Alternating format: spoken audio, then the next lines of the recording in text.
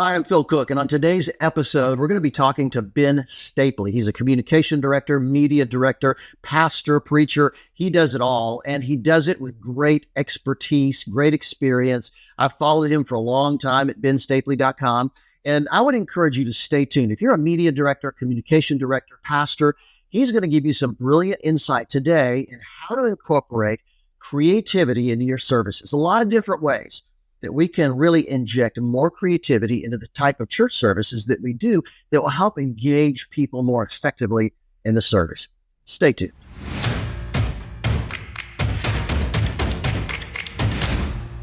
Ben Stapley, welcome to the podcast. I'm thrilled to have you here. It's not your first time, but today we've been talking recently about, I think you have a list of almost 20 ways to infuse more creativity into a typical church service. And one of the things I go to church services all over the country because we work with churches everywhere, and like you do.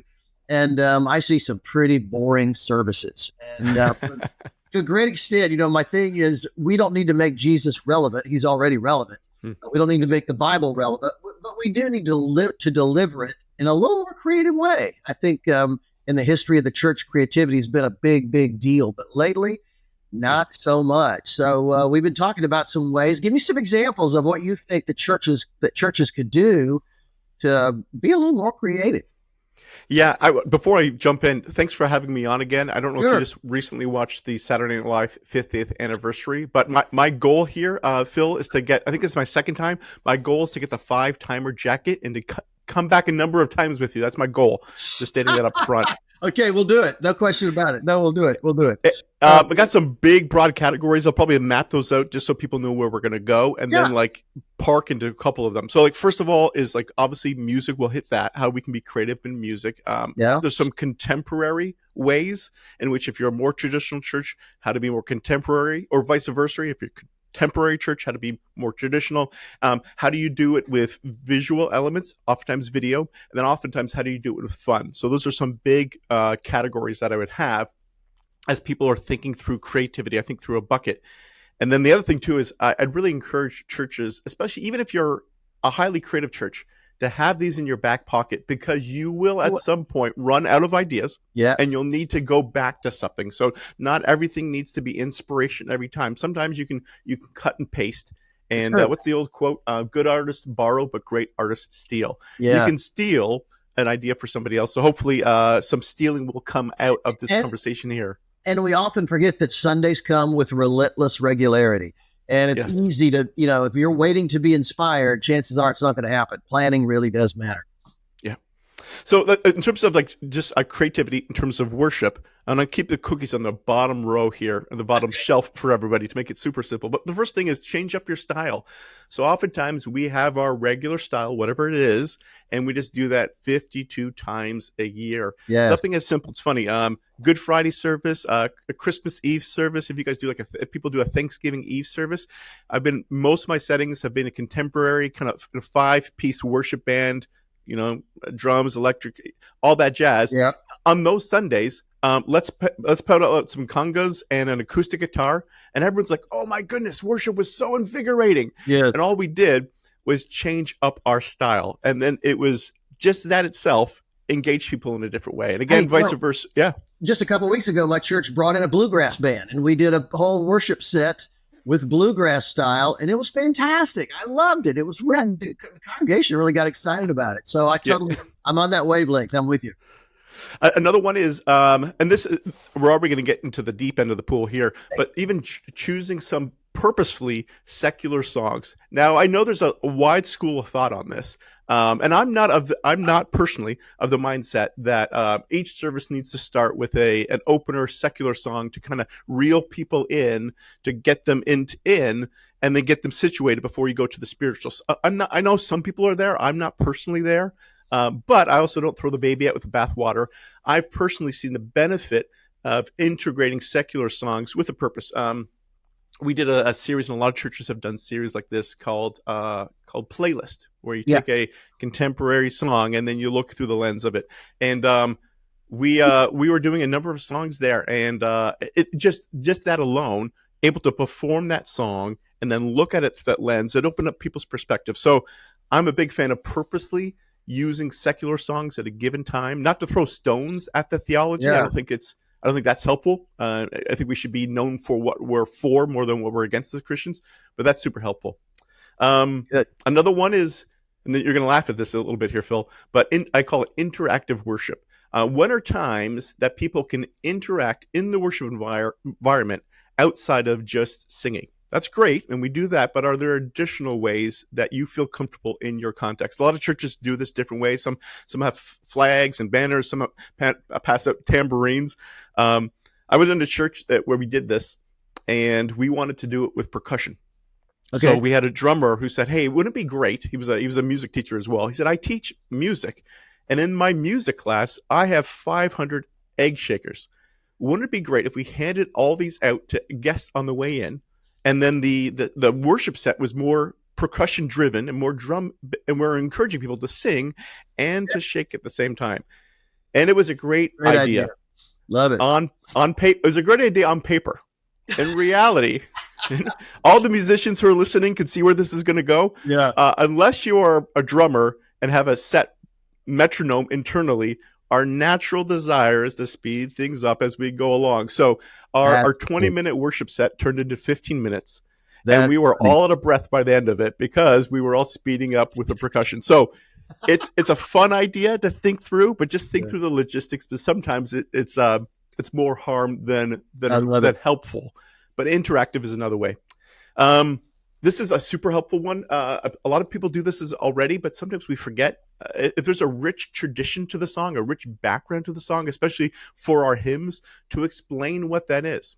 Yeah. What was the author thinking when they wrote this song?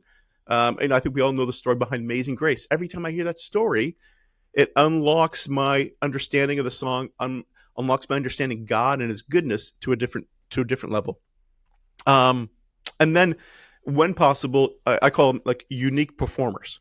So oftentimes churches will do on Memorial Day, Veterans Day, they will honor current members of the military or fallen members of the military. One of these Sundays, we played taps on Memorial Day to honor those who had fallen, and we started the service with a trumpet player playing taps. And there was not a dry eye in the house. Everyone understood its significance and its importance. Just having that trumpet player do that was something different. Bringing in a string section to play for your candlelight Christmas Eve service. Those special performers, oftentimes, you can hire them for on the cheap. You don't have that talent pool on your bench right now. And it's a great way to pull in somebody and to change up the worship environment and just kind of shake people loose when it comes to music and give them a new perspective. So those are, from a worship perspective, those are some quick ways to make things more creative. As we end that section, one of my big pet peeves is worship leaders. Most worship leaders don't lead worship. They just sing. They get up and sing. And they don't, like you say, they don't teach about the song, the history of the song. They don't talk about scripture in between. They don't lead the congregation in worship. Mm-hmm. The other thing that's big for me is Jack Hayford was my pastor for many, many years in Los Angeles until he retired and passed away. But Jack would lead worship at our church. He was the pastor, but he would lead worship. And he would always put a classic hymn in the mix. You know, we did a lot of contemporary songs. He wrote over 100 worship songs.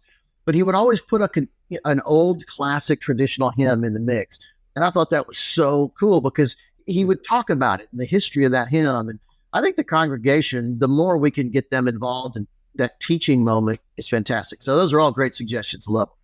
Well, while we're still on worship, the other one that you unlocked for myself is not only teaching the hymn, but teaching the theology through whatever the song is, and hopefully eliciting more response. You talked about one of your pet peeves. One of my pet peeves is oftentimes our lyrics will echo the Psalms, in which we are encouraged to raise up holy hands.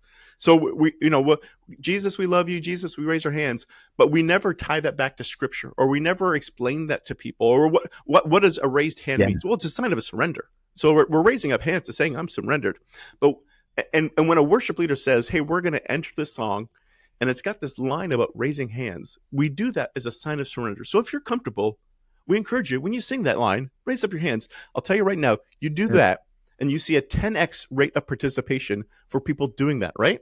The Yes. song, it tells us, encourages us to lift up our, the shadow song of praise. You say that, and the dB level is going to double because you're leading people, like you're leading people through the song. You're not just playing a song for them. So that's another great, very easy, creative way to make that worship a little Yeah. more dynamic. So worship, big bucket, first of all. Second one is traditional elements. And I find this is really helpful I got a feeling a lot of your listeners, I know you and your brand, it's very wide, but I got a feeling a lot of your people are coming from quote unquote contemporary worship environments. Yeah. And because of that, I encourage them to think through what are traditional elements that you could pull in.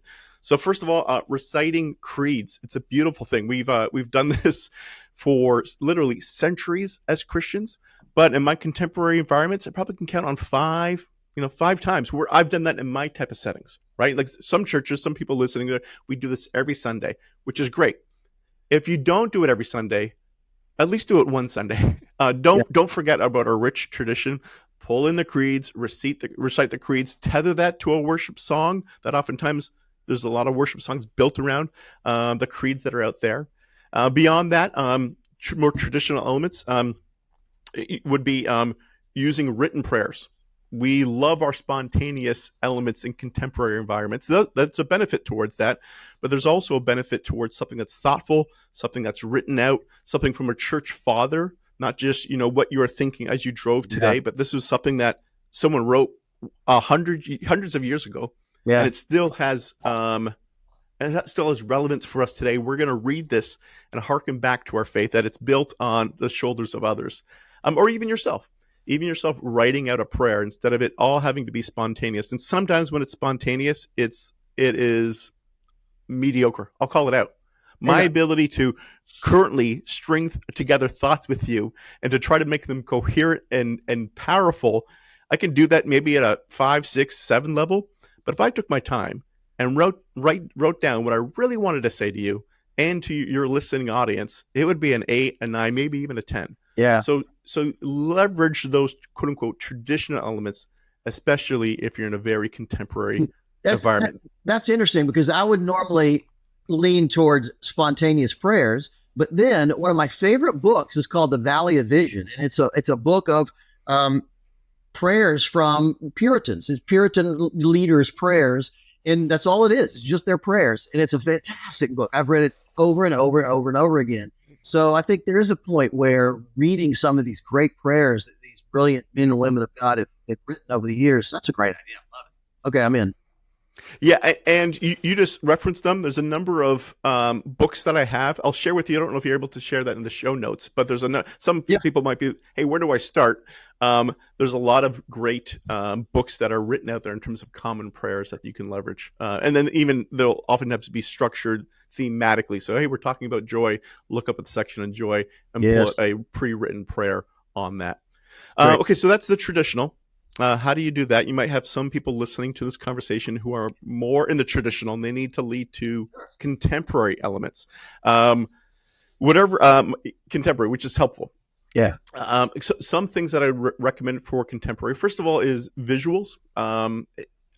Anything that is visually oriented in a more traditional environment, you might be less inclined to pull them in. So video clips, right? Yeah. So there's tons of platforms out there that have pre-made videos. You don't need to have an on-site videographer that you're paying, $50, $60, $70, $80, $100,000 a year for. You can buy a $20 video and leverage it to make your environments, your experiences more engaging. So the video clips that might supplement what you're doing in terms of the whole worship experience. When it comes to the message itself, leveraging video clips as well. You could be referencing something that happened in the news, something that you recorded from your own self as well, and playing that in your message. So how do you leverage video in your environments? Something, really even simple for us, that we have a number of people who come to our environments early. And we have our pre-service slideshow going on, which is pretty much the same thing. But then maybe once a month, once a quarter, we'll do a unique trivia that engages people. Again, it's something we bought for $20. For the people who've come early, it engages them at a different level, and just a way to open up their minds instead of them just passively sitting there while they're going on. So some other things I like as well from a contemporary standpoint is stage designs. So how do you use that platform to illustrate what you want in terms of maybe the message series, maybe a particular note. I'm a big fan myself when I communicate, when I speak and give sermons, is using some type of prop or some type of symbol. I have it somewhere in my office around here right now. You know what? I think I'm going to grab it just so we can visualize this. Oh, this excitement is building up here. This is real time, and I have to verbally walk us through it for anyone listening to the podcast. I'm holding a red phone now. So, Phil, you are of a generation. I'm of a generation. What do you think of when you see this red phone? I'm intrigued now. The presidential line to Russia. Okay, that's one context. Now, if you were using it from a pop culture context, it could be the bat phone. It could be a lot of things. The bat phone. So I was speaking on Hebrews 4:14-16, that we have a great high priest and we have access. And because we have a great high priest, we can boldly go into the throne and receive grace and mercy in a time of need. And I thought I was giving the sermon, how do I visualize that for people? How do I make that tangible? And I thought of the sitcom that was in syndication when I was a kid growing up, Batman. And whenever Chief Gordon needed a problem solved, he would pick up that red phone and he would get Batman on the line. And I was literally holding this prop and preaching, and everyone, especially the boomers, they're like, I know where you're going with this. They understood where I was going with this prop. And I'll tell you this, I gave that message maybe 3 years ago. Probably no one remembers my main idea. Everyone remembers the red phone. And because they remember the red phone, that unlocks the main idea. So I'm a big proponent of a strong prop, a strong visual cue in terms of how is it visualizing what you're doing with your sermon. And so especially for our teaching pastors who are listening in, oftentimes we were taught how to lay out a great sermon through bullet points. What is your systematic set? What's your point one? What's your sub point A, B, and C? What's your point two, sub point? And so I was trained that way, and I was built that way. Often we weren't trained. How are you visualizing this for people? So if you're in that environment and you need to be a little more contemporary, think about how you're visualizing your message. A 3D prop is great. Even a 2D prop, something on the screen behind you, is still good. People will remember your symbols, which will then help them remember your scripture. Well, there's so much criticism online these days about, churches that use lighting, professional lighting or set design or props. And I just think that, we need to think about it more deeply, because lighting focuses the audience's attention on what's important at any given moment. I mean, there's a way to use it as a tool to get people really to plug into the message, in a more powerful way. Set design is the same way. And the truth is, you may, if you have a bigger church, lighting and set design become a bigger factor. But even the smallest churches, even churches meeting in a living room, can use props like this to really drive the point home. So I'm a big advocate of that as a speaker myself. Using props can make a big difference. Yeah, and that's I like you. You're not doing a yin to the yang here, but you are bringing up some counterpoints. And the one I've heard, sometimes like that. Hey, that prop, that's too theatrical. That's circus-like. It feels like it's a show now. Yeah. And where I gently push back on, and granted, sometimes I've leveraged that too heavily and leaned too far to that end. I'll admit that. But for the people who are looking to dip their toe into to the shallow end of this pool, I'd say God uses symbols all the time. So our two main sacraments, baptism and communion, are deeply integrated with symbol. So Jesus, with his disciples, he took a loaf of bread and said, my body is like this, rips it in half. That's what's going to happen to my body. And my blood is like this juice. When you gather amongst each other, don't just read script. Do this physical act. Pull up these symbols so that you are reminded about who I am at a deeper level. Baptism. Why do we get in the water and come out? Like, that's such an odd, because God's like, because it's the symbol of going down into the water, into the ground, like a dying experience, and then coming out full of life. That visualizes what is happening internally. The early Christian church used to actually have believers drink water as well. Like you're cleansed on the outside and on the inside. Like, that's a beautiful symbol the early church used to do. So if you are poo-pooing symbols, just realize God's been using them for a while. That's how we're hardwired as communicators. So don't be afraid to try that out. And then I would say this, try it out and see what your congregation does. I guarantee they're going to come back and saying, I remember that now. Yeah. So, and if they don't, stop using it. But I think they will. I think it'll help them remember what you're trying to get. Totally agree. Totally agree. That's brilliant. And then the last thing in terms of contemporary is whatever your projection is. Be it if you got side projectors, if you got an LED wall, which is great. I've oftentimes seen that. A church will put a lot of investment in there, and all it is really is just to show a motion background and some lyrics over top of it, and then we stop. We forget as we're talking about something in our messages, like, hey, how would this be visualized? What should people be seeing? If you read your manuscript, if there's anything that is visual, it should have a visual cue to it, an element behind it. You're a screenwriter. You have a craft in this, right? When you're writing the script, it's the text or what people are saying on one side, and it's the corresponding visuals that go along with it on the other side. When it comes to your sermon, think that through as well. When you're writing your text, what should people be seeing that corresponds with what you're saying at a given moment? And then put it on the LED wall behind you or put it on the side screens. It'll greatly increase people's retention of your message. That's great. That's good. I totally agree. When I speak at conferences and events, I'm really big on using Keynote, PowerPoint. But I want to use a picture that will illustrate what I'm talking about, not just some random photo up there. And I think that's an important part of what you're saying.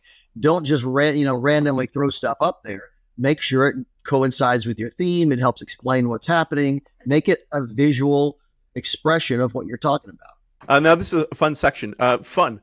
What are fun ways to make the service more lively? I don't know. We're not supposed to have fun in church, are we? Come on. Jesus says, right? Like, I call you friends.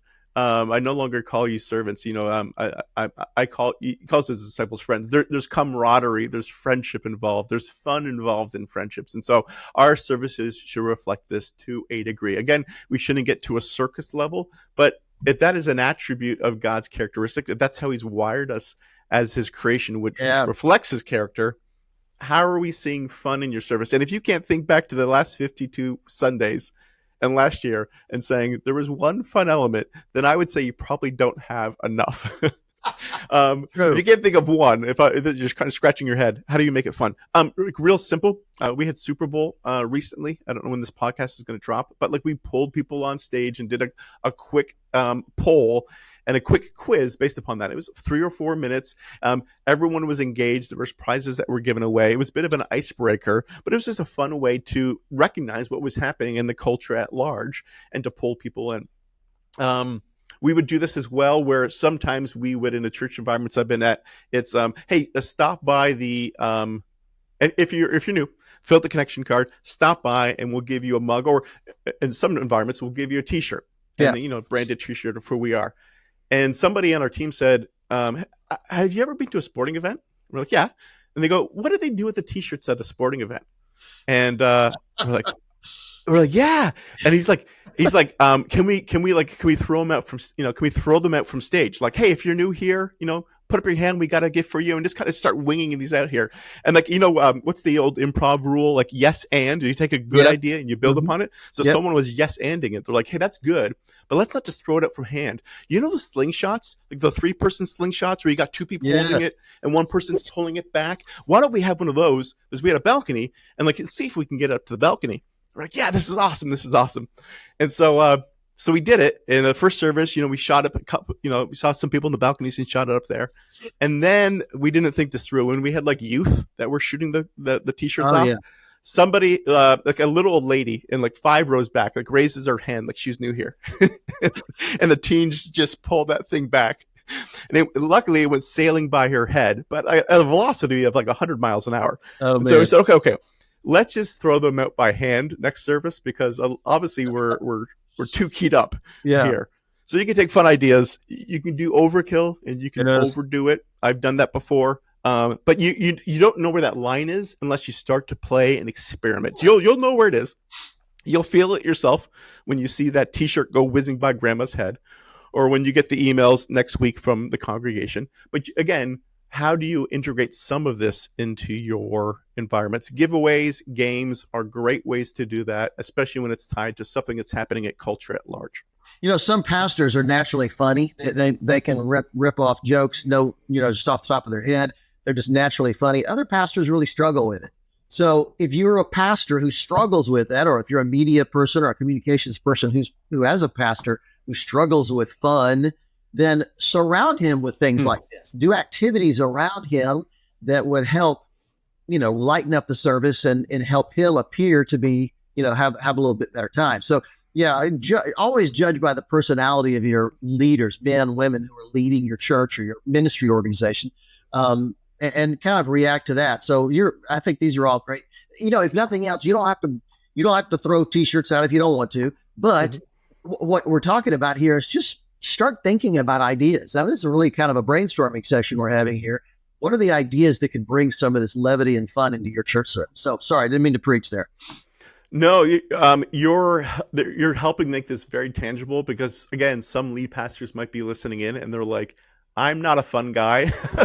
Like, what do I do here? And so, leverage other team members who might be able to bring that in, for them to do the element themselves, for them to suggest something that you do. But I think you said it as well, where if the lead pastor is able to be involved to some degree to this fun element, it normalizes it, right? It's not like this is something the youth are doing and they get along, they get away with it. No, this is something that has my stamp of approval from a leadership standpoint. We like to try to have fun here as a church from time to time. That's good. And then probably the biggest last category in terms of how to make your services more creative is stories. So we kind of alluded to this. We talked about symbols already. Like, people are going to remember symbols. They're also going to remember stories. Yes. And by and large, way more than your scripture, way more than your systematic theology, they're going to remember the stories you share, which again unlocks where you're going in terms of the course of your message. And for the people who are maybe throwing stones and say, I got 45 minutes to preach, why would I dare tell stories? That's a waste of time. I'm not preaching God's word if I'm sharing stories. And I would gracefully push back at that and point you towards Luke 15, where Jesus had a crowd gathered around him, and he could have quoted the Torah and preached scriptures. Instead, he said, I got 3 stories. And it's about a lost coin, a lost sheep, and a lost person. And the art and the creativity in those stories, and even the progression of value, right? From a coin, monetary value, to a being, a sheep, to a human, to a son. You see the artistry of him pulling his audience in and displaying God's desire to draw all people to himself. Yeah. What does it as well as the prodigal son? Why is it still one of the most preached on passages of the Bible? Because there's so much beauty and art in that story that points to a much bigger significance. So that's me standing my soapbox to say, to leverage stories first of all. Yeah. I mean, a lot of people say, well, Jesus obviously he had 3 years of adult ministry. He was God. He knew what was coming. And he blew it. He probably should have written a book on, theology, church leadership. But he risked just through a 3-year window of ministry on the power of stories. And in many cases, he told stories and never explained them. He just told stories and walked away. And sometimes he would explain them privately to his disciples because they were a little bit thick. But it's interesting to me that of all the strategies Jesus could have used to get his message out to the world, he chose the power of stories. And there's something, I know a pastor that I've worked with one time years ago who he couldn't tell a story if you put a gun to his head. I think he was genetically unable to do it. He felt like a powerful sermon was a PowerPoint presentation, and he would just list all these points. And he just never brought anyone to realization of the power of what his message was all about. So I think you're exactly right. If we could, and it doesn't have to be any epic story. You don't have to be Steven Spielberg. Just use an illustration from your own life, raising your kids when you were young, back when you were in college. Use stories from I think some of the best, most powerful preachers today use stories from their own background, their own past, their own life, to really drive those points home. And I think people just really eat that up. It's a very powerful thing. You're right. Yeah, and to make this super practical, you touched on something with what if I'm not a good storyteller? Like, I go to a party and I don't know how to engage a room, and that's not my gift mix. I'm not good at that. That's fine. You alluded to one of the three different ways to tell your story. Tell your own story, one way. Tell someone else's story, or let someone else tell their story. Yeah. So just realize there's multiple ways in which you can do that. And I would encourage you not to use all three. Oftentimes preachers will use the first one. They'll tell a story about themselves. And sometimes it'll be about how great they are, you know? True. Avoid those. So try to avoid those, you know. Self-deprecating humor goes a long way. Instead of you being the hero of the story, try to avoid those. So stories about yourself, story about somebody else, right? You know, there's this person in the congregation I want to tell you about. Obviously, check in with them first to make sure they're cool with you sharing the story, especially if you're going to share names, or have someone else share their story.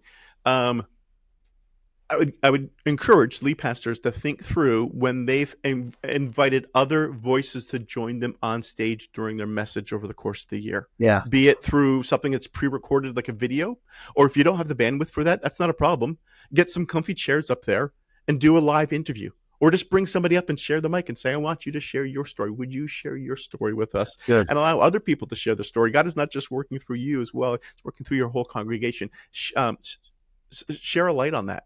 And also, if you're thinking through just even some basic blocking on this, how to literally get the stories down to the people. I'm a big fan of having people share their stories even from where they're sitting. So like, it's one thing to bring somebody on stage, march them up there. We're going to do this official thing. There's merit to that, but there's a beauty. There's an organic nature of. And this is all prescripted, but it's still organic, where you're setting it up and you're like, and Frank did this, and this happened to Frank, and I want Frank to tell us a little bit more. Frank, you're sitting in the front row. Do you mind standing up and sharing with people? When Frank stands up, that story is then gone from the stage down to the people. The people on the floor are able to, you are visualizing saying, this isn't a high and vaulted story. Good. This is a story brought down low. This is a story that we're all able to access. We're all able to do what Frank is now talking about because I physically brought it down to my level. It's interesting. I was talking with a church architect, and I said, hey, tell me what's changed out of our buildings in the past. He's in the game for a while. Past 30 years, what's happened? And he said two things. He said that seats have gotten bigger and the stage has gotten smaller. I said, fascinating. Seats have gotten bigger. I guess we've gotten fatter. Okay, got it. Stage has gotten shorter. What do you mean by that? He said the standard used to be 4 feet. You would build a stage at 4 feet high. Now it's almost about 2. It's lowered. And I was like, why is that? I have no idea. He said, because the church institutions used to leverage their power higher, right? You know, thus saith the Lord, we're the church. But with the overall degradation and how we view organizations and power and institutions, we physically had to brought a stage down lower to say we're closer to your level, which, you know, from a cultural perspective, that's a fascinating manifestation of that reality. Let me just jump in there. It's not just a negative thing. I as a television producer, I'm working with churches on videotaping their services for live streaming, sometimes television. And I'm a huge advocate for lowering the stage because I don't want there to be this huge visual gap between the pastor and the people. I have been to churches like you talk about that have had 4 or 5, even 6 foot high stages that was the pastor's on this island away from people. And I'm a big advocate. If you're stuck in a church with a tall stage, build some steps out front where the pastor can come down, because I think there's a real visual connection when the pastor is close to the people and he's preaching right to them. I think that can be a very, very powerful thing. So I think you're right on. You're spot on in this. This is really good. And by the way, let me just say, stories of transformation of people. When people hear stories of people in your congregation whose lives have been transformed because of that church, let me tell you, that's compelling. That's powerful. Marriage is put back together. You know, someone whose life was turned around from drugs or alcohol or something like that, or had a kid that came home like a prodigal son story. You have congregation members share those. I'll tell you, it can be mesmerizing. So you're right on. It's a powerful experience. We're leading it. You know, we're planning for our Easter season right now, and the one story, the one video I'm looking to capture is a story of somebody who said, "I was once far from Christ, but somebody in our congregation invited me to come and join them for an Easter service." And because of that, I'm now closer to Christ in these many different ways. If there's 2 videos I want to produce this year, it's that Easter video, and then it's that Christmas video, because I can stand on stage and I got these invite cards and I can rally and I can do it. But I'm telling you right now, that 2-minute video of someone saying, "This is how my life was changed. Will you be bold and change someone else's life this year?"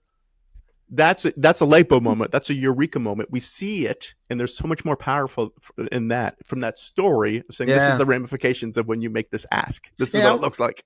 I would say, even at the very least, if you're a pastor, if you get emails, if you get letters from people whose lives have been impacted by your church, read them from the pulpit.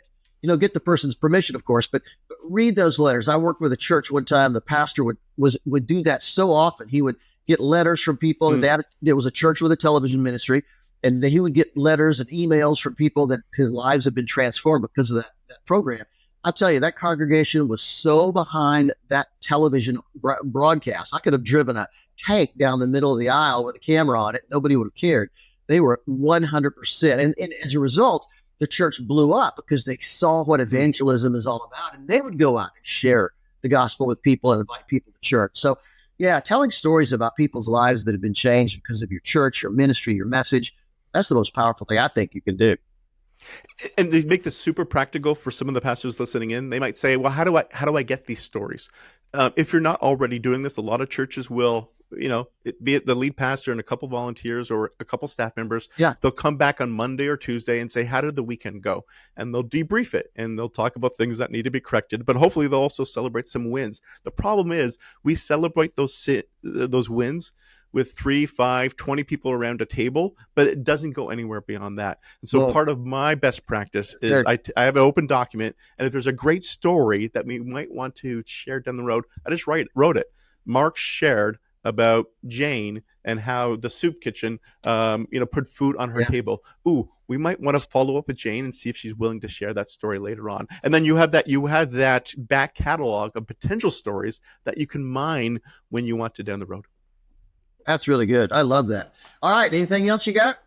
My only other thing is, it's a little bit of a soapbox. I won't stand too firmly on it. But when you share your stories, tell stories of salvation and sanctification.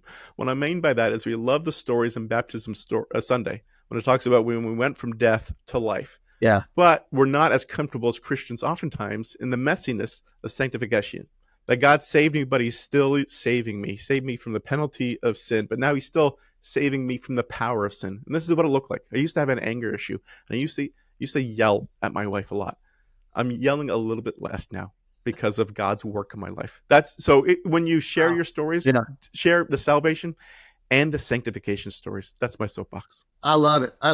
Well, let me remind everybody that, we're talking about inspirations, brainstorming, whatever. You don't have to advocate for any of these. If some of these things you don't care about, at least use this as a springboard to start talking with your team, talking with some key volunteers around you about what we could do to inject ideas like this into our service. I just think it's so important for people. And remember, every time, I have to say this, Ben, every time you said something, I thought, okay, this is about the congregation engaging more with the service. This is not just people that walk in, hear a guy teach for half an hour, and then go home.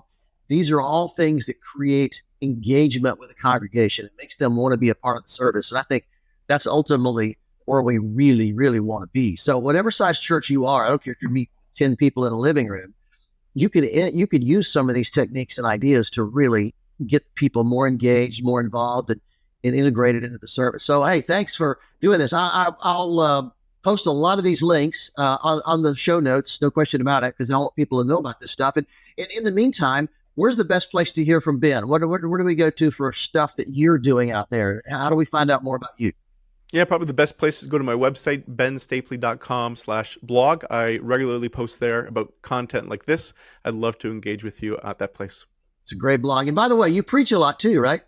Yeah, I get a chance to get up in there on the deck as well. So these are things that I'm teaching to myself. So it's not just a boring message, but like you said, trying to engage people at a deeper level. I interviewed Will Chapman at Cottonwood Creek Church in North Dallas. He's got a graduate theology degree. I don't know if you have one, but you preach.